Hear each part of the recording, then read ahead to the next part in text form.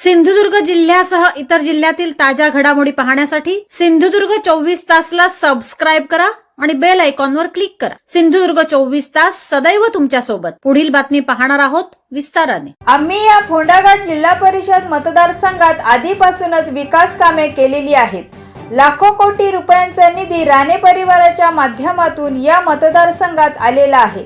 यामुळे आम्ही दोन्ही उमेदवार आधीच विजयी झालेलो असून फक्त आता जास्तीत जास्त मताधिक्य मिळवण्यासाठी आमचे प्रयत्न सुरू आहेत असा विश्वास फोंडाघाट जिल्हा परिषद निवडणुकीचे उमेदवार सदानंद उर्फ बबन हळदिवे यांनी व्यक्त केला आहे।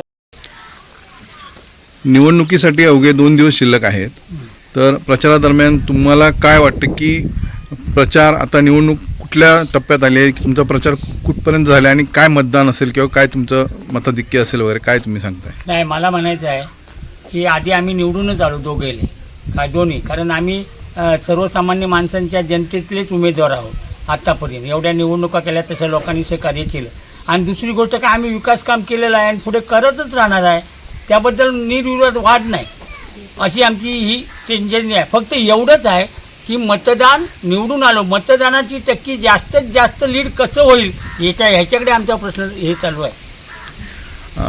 परवाच नितेश राणे साहेबांनी या ठिकाणी सभा घेत असताना तुम्हाला दोन्ही उमेदवारांना किचन कॅबिनेटचे उमेदवार म्हणून तुम्हाला घोषित केलं आहे, म्हणजे ही तुम्हाला पदवी दिली, तुम्हाला त्याबद्दल काय वाटतं? नाही, त्या घराण्याबद्दल नाही, त्या ह्याच्याबद्दल पक्षाबद्दल जे त्या पक्षात असतील आणि ते घराणं आहे हे पूर्वीपासून 90 सालापासून आहे आणि त्या लोकांनी आम्हाला नारायण राणे म्हणा, वहिनी म्हणा, नितेश राणे म्हणा, निलेश राणे म्हणा, फक्त आता त्यांच्या पक्षात जाऊन सुद्धा आम्हाला भयंकर स्कोप मिळालं।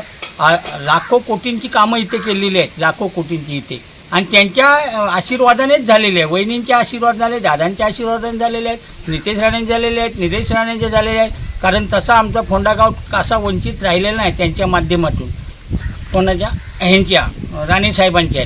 हां बरं, हळदिवे साहेब तुम्हाला एक विचारतो की आता तुम्ही फोंडाघाटच्या जनतेला म्हणजे फोंडाघाट जिल्हा परिषद मतदारसंघातल्या जनतेला काय आवाहन करा मतदारांना? नाही, तुम्ही जसं आजपर्यंत आम्हाला सांभाळला, तुमचा आम्ही विकास केला तसाच आम्ही पुढे आणि विकास जास्तीत जास्त करण्याचा आमचा मानस आहे आणि तो मानस तुम्ही तुमचा आम्ही पूर्ण करणार। तुम्ही जसे आजपर्यंत आम्हाला सहकार्य केला तसं याच्या पुढे सहकार्य करत राहावं। भालेकर साहेब, तुमच्याकडे होतो मी की तुम्ही आता ह्या ठिकाणी जनतेसाठी काय आवाहन कराल की तुम्हाला मतदान करण्यासाठी तुम्ही जनतेसाठी काय सांगाल? आजपर्यंत मी आता लहानपणापासून नारायणराव राणे साहेबांचं जन्मतापासून मी काम बघतोय आणि त्यांच्या नेतृत्वात मला आज इलेक्शन लढवायची संधी मिळाली। मी आता स्टँडिंग ग्रामपंचायत सदस्य आहे, असं माझ्यामध्ये जिल्ह्यात मी पहिलाच उमेदवार असेल। माझं वय वर्ष 30 आहे, त्या वय वर्षात मला पंचायत समितीसारखं उमेदवारी मला भाजप किंवा आपल्या पालकमंत्री नितेश राणे साहेबांनी मला काम करण्याची संधी दिली, उमेदवारी दिली आहे।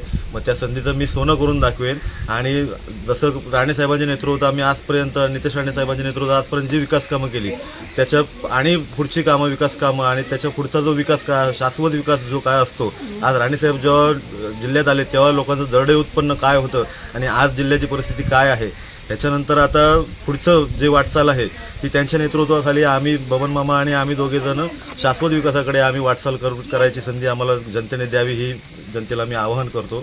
सिंधुदुर्ग जिल्ह्यासह इतर जिल्ह्यातील ताज्या घडामोडी पाहण्यासाठी सिंधुदुर्ग 24 तासला सबस्क्राइब करा आणि बेल आयकॉनवर क्लिक करा। सिंधुदुर्ग 24 तास सदैव तुमच्या सोबत।